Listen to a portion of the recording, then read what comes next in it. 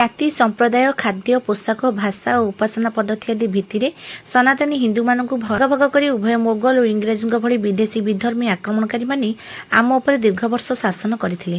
ଗଣିତ ଭାଷା ସାହିତ୍ୟ ସଙ୍ଗୀତ ନୃତ୍ୟ ଜ୍ୟୋତିଷ ବୈଷୟିକ ବିଦ୍ୟା ସମାଜ ଓ ପରିବାର ବ୍ୟବସ୍ଥା ସ୍ୱାସ୍ଥ୍ୟ ରକ୍ଷା ଓ ଚିକିତ୍ସା ବିଜ୍ଞାନ ଆଦିରେ ଯାହା ସର୍ବଶ୍ରେଷ୍ଠ ତାହା ବିଶ୍ୱକୁ ସନାତନୀ ହିନ୍ଦୁ ପରମ୍ପରାର ଦାନ ବୋଲି ପ୍ରବୀଣ ବକ୍ତାଗଣ ବିଶାଳ ହିନ୍ଦୁ ସମ୍ମିଳନୀରେ ଘୋଷଣା କରିଛନ୍ତି।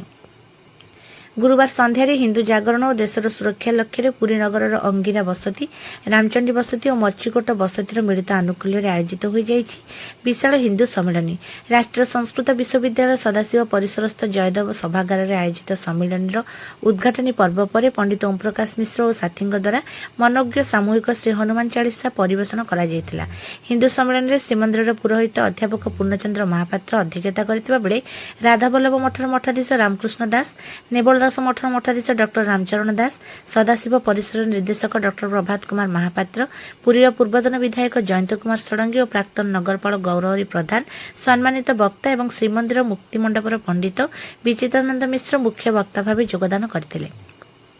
सम्मेलन में सहरर बहु राष्ट्रप्रेमी सनातनी पुरुष और महिला उपस्थित थिले। निज निजर वक्तव्य वक्तागण हिंदू धर्मर महनीयता प्रतिपादित करथिले। कार्यक्रम प्रारंभ में आईनजीवी महावीर रुद्रनारायण साहू प्रारंभिक स्वागत अभिभाषण और अतिथि परिचय प्रदान करथिबा बेले शेष में वरिष्ठ आईनजीवी स्वप्नानंद पट्टनायक आनुष्ठानिक धन्यवाद अर्पण करथिले। तो महाप्रभु को 22 थर श्रीमंदिर बाहरी आज अन्य स्थानांतर हेबाक पड़ी। तुम ये दुखद विषय ये जो कला इतिहास पुणी से इतिहास सब डरी कि आम रास्ता में जयपुर घर अच्छी देखी से कर्फ्यू लगे मुसलमान पिला केमती हिंदू मान आक्रमण करती मासे 28 दिन कर्फ्यू लगी हिंदू मुसलमान जो रहता जो संख्या अधिक अच्छी मुसलमान स्कूल पिला झील ऑटो ड्राइवर ଆମେ ଭକ୍ତ ଛାଡ଼ିକି ରହିପାରିବ?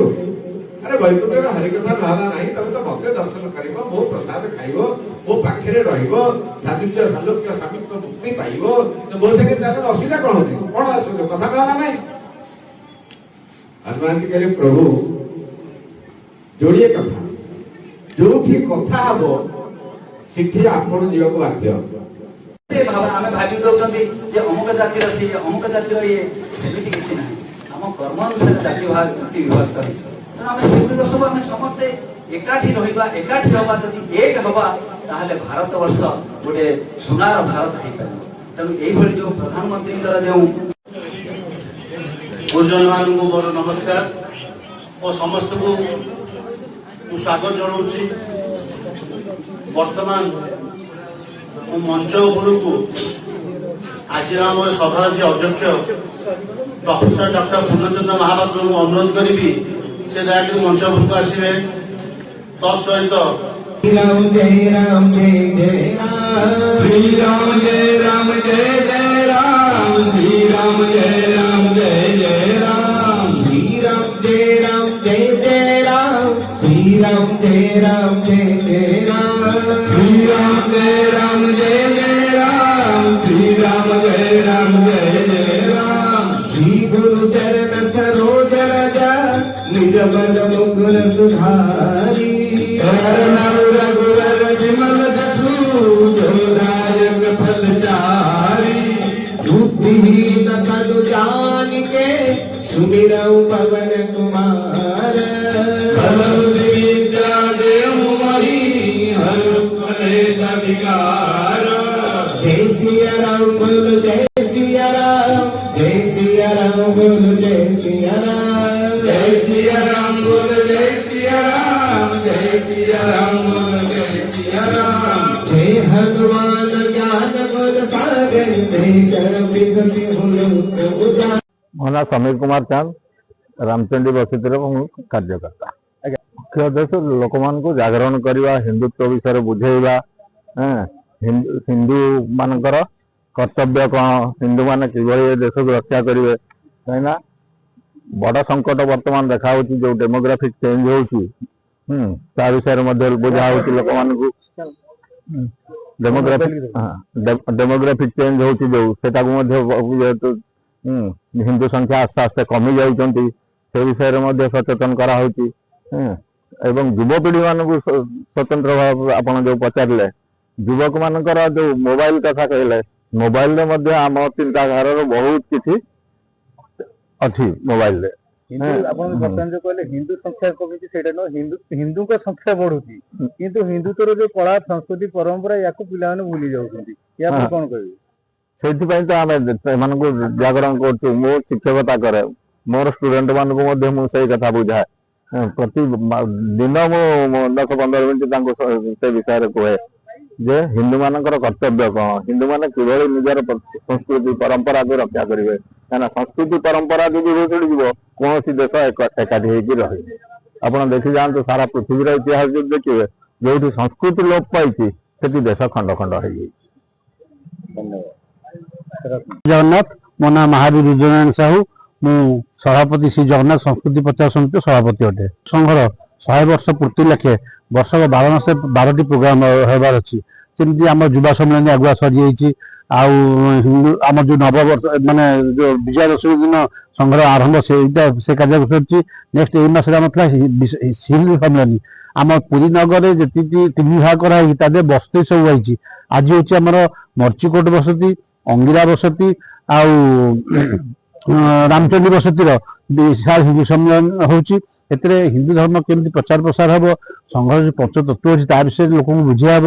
ସେଥିପାଇଁ ଆଜି ଆମ ଗହଣରେ ଅଛନ୍ତି ନେବଦାସ ମଠର ମହନ୍ତ, ଆଉ ଆମର ରାଧାବଲ୍ଲୀ ମଠର ମହନ୍ତ, ତତ୍ସହିତ ଜଗନ୍ନାଥଙ୍କ ସେବାୟତ ଅଛନ୍ତି ଏବଂ ଏଇ ରିଟାୟାର୍ଡ ପ୍ରଫେସର 2 ଜଣ ଅଛନ୍ତି।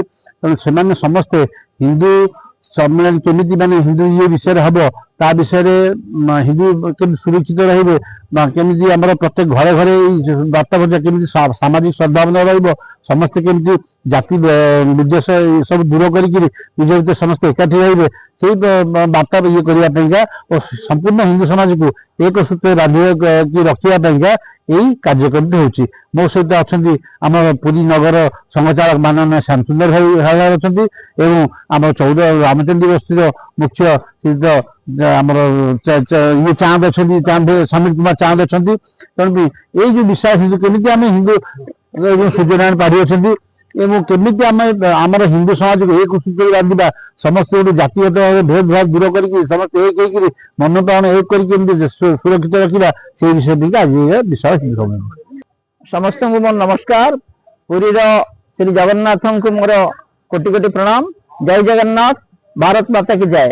ଆଜିର ଏଇ ଯୋଉ ବିଶାଳ ହିନ୍ଦୁ ସମ୍ମିଳନୀର ଆୟୋଜନ ହେଇଛି ଏ ପୁରୀ ସହରରେ ଏଇଭଳି ଆମର 32ଟି ୱାର୍ଡରେ 18ଟି ବସତିରେ 10ଟି ସ୍ଥାନର ଆଜି ଅନ୍ତିମ ସ୍ଥାନ ହଉଛି ରାମଚଣ୍ଡୀ ସାହି, ରାମଚଣ୍ଡୀ ବସତି, ଦୋଳମଣ୍ଡପ ସାହି, ଅଙ୍ଗିରା ବସତି ଆଉ ମରିଚିକୋଟ ସାହି, ମରିଚିକୋଟ ବସତି ଏବଂ ସେ ଆଖପାଖ ସମସ୍ତ ଅଞ୍ଚଳର ଅଧିବାସୀ ମାନଙ୍କୁ ନେଇ এই ସମ୍ମିଳନୀର ଆୟୋଜନ କରାଯାଇଛି।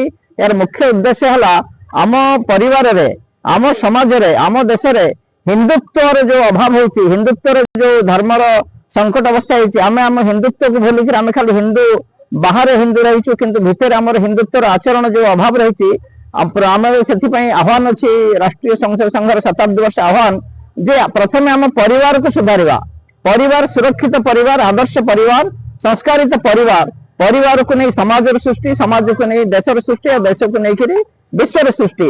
ତ ପ୍ରଥମେ ପରିବାର ଯଦି ଗୋଟେ ଆଦର୍ଶ ପରିବାର ହବ ତାହେଲେ ସମାଜଟି ଆଦର୍ଶ ହବ ଆଉ ଦେଶ ଆଦର୍ଶ ହବ।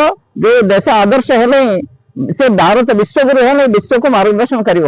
ତେଣୁ ପରିବାର ସୁରକ୍ଷା, ପରିବେଶ ସୁରକ୍ଷା, ସ୍ୱ ସଂସ୍କୃତି ସ୍ୱ ଭାଷାର ଆମେ ପ୍ରାଧାନ୍ୟ ଦେବା, ଆମର ସ୍ୱ ଧର୍ମର ଆଚରଣ କରିବା, ସାମାଜିକ ସଦ୍ଭାବନା କରିବା। ସର୍ବଶେଷରେ ଭାରତ ବର୍ଷର ପ୍ରତ୍ୟେକ ନାଗରିକ ରାମ ରାଜ୍ୟରେ ଯେମିତି ପ୍ରଜା ଉତ୍ତମ ପ୍ରଜା ଥିଲେ, ସମସ୍ତେ ରାଜା ଯେମିତି ପ୍ରଜା ସେମିତି ଥିଲେ, ସେମିତି ଭାରତ ବର୍ଷ ବି ରାମ ରାଜ୍ୟ ସେତେବେଳେ ହବ ଯେତେବେଳେ ଭାରତ ବର୍ଷର ପ୍ରତ୍ୟେକ ପ୍ରଜା ଉତ୍ତମ ପ୍ରଜା ହେବେ, ଉତ୍ତମ ନାଗରିକ ହେବେ। ସମସ୍ତେ ଆମ ନାଗରିକ କର୍ତ୍ତବ୍ୟ ଠିକ ଭାବରେ ପାଳନ କରିବା, ତେବେ ଭାରତ ବର୍ଷ ବିଶ୍ୱଗୁରୁ ହେବା ପାଇଁ ଆଉ କିଛି ଅସମ୍ଭବ ନୁହଁ। ଭାରତ ଦିନ ବିଶ୍ୱଗୁରୁ ହବ, ଭାରତ ବର୍ଷ ହିନ୍ଦୁ ରାଷ୍ଟ୍ର ହବ। ଏହି ଉଦ୍ଦେଶ୍ୟ ନେଇକରି ଏହି ବିଶାଳ ହିନ୍ଦୁ ସମ୍ମିଳନୀର ଆୟୋଜନ ଆଉ ଶ୍ରୀ ଜଗନ୍ନାଥଙ୍କ ପରେ ପୁରୀ ସହରରେ ଏଇଭଳି 10ଟି ସ୍ଥାନରେ ହିନ୍ଦୁ ସମ୍ମିଳନ ହୋଇସାରିଛି। ଆଜି ତାର ଅନ୍ତିମ ଆମର ଏଇଠି 3ଟି ବସତିରେ ହଉଛି। ଶୁଣିବାକୁ ମିଳିଲା ଯେ ବର୍ଷକୁ 12ଟା ସମ୍ମିଳନୀ କରାଯିବ, କଣ ନା ଆମର 12ଟି ନୁହଁ, ଆମର ସଂଘର 7 ବର୍ଷରେ सप्तसूत्री कार्यक्रम 7टी मुख्य कार्यक्रम होची। प्रथम कार्यक्रम थिला हमर स्वागत कार्यक्रम विजयादशमी उत्सव, द्वितीय कार्यक्रम थिला युव सम्मेलन देश सारा होची, केवल पुरी रहउनी सर्वभारतीय स्तर में प्रथम कार्यक्रम विजयादशमी उत्सव पालन होता। द्वितीय कार्यक्रम आमर होता युव सम्मेलन 18 वर्ष रु 40 वर्ष वयस्क युवक मान सम्मेलन होता प्रत्येक सहर प्रत्येक गाँव मान। तृतीय कार्यक्रम थिला गृह संपर्क अभियान, संघर जो पंच परिवर्तन वार्ता एवं संघ शताब्दी वर्ष में कौन संघर उपलब्धि से गोटे बही प्रकाशित होती से बहीटी घर घर सारा देश में दि जाए शताब्दी वर्ष संघर यात्रा। आ चतुर्थ कार्यक्रम आम हिंदू सम्मेलन सारा देश में चली। आमर गोटे प्रबुद्ध कार्यक्रम हम, गोटे सद्भावना कार्यक्रम हम, ये आउ 3टी कार्यक्रम आगे को करा जीवा। ଆମ ଯୁବପିଢି ମାନେ ଯେମିତି ହିନ୍ଦୁତ୍ୱରେ ଅଛନ୍ତି ତ ହିନ୍ଦୁ ସଂସ୍କୃତି ପରମ୍ପରାକୁ ଗ୍ରହଣ କରିବା ପାଇଁ କିଭଳି ଆହ୍ୱାନ କରିବେ? हिंदू संस्कृति परंपरा ग्रहण युवपीढ़ी सेतेबेले करिवे जेतेबेले तांकर माँ बापा सेमानंकु हिंदू संस्कृति विषय सचेतन करिवे। आ माँ बापा सेतेबेले पिलामानंकु संस्कार करि परिवे जेतेबेले सेमान निज हिंदू संस्कृति आचरण करिवे। काहे हमर जो संस्कार व्यवस्था माँ बापा जहाँ करिवे पिला माने सेही शिखिबे, सेही हला संस्कार जोटा कि बर्तमान भारत वर्ष हिंदू परिवार अभाव परिलक्षित होची। माँ बापा जिते पर्यटन संस्कारित न हे निजर आचरण शुद्ध हिंदुत्व आचरण न हम संतान मानकर तार केबे भी जिते आम धर्म सभा कर तार प्रभाव पड़ेनि। तेणु परिवार मूल आधार है माँ बापा। माँ बापा संस्कारित हेबे, आदर्श माँ बापा है पिला माने आदर्श संतान हेबे। ସେତେବେଳେ ଥିଲା ବୋଉର ଯୋଉ ବାଡି ପୋଡା ଡାକର ଯୋଉ ଆତ୍ମା ଯୋଉଥିରେ ଆଗ୍ରହ ଥିଲା ତ ଏଇ ନା ଶୁଣିବାକୁ ମିଳିନି ବୋଉର ସେ ବାଡି ପୋଡା ଡାକ। ଆମେ ଭୁଲି ଯାଇଛୁ ଆମ ସଂସ୍କୃତି को, ସେଇ जो ଆମେ ଭୁଲି ଯାଇଛୁ ତାକୁ ମନେ ପକାଇ ଦେବା ପାଇଁ এই ସମ୍मेଳନର ଆୟୋଜନ। ଧନ୍ୟବାଦ। समस्त को नमस्कार। जय जगन्नाथ। भारत माता की जय।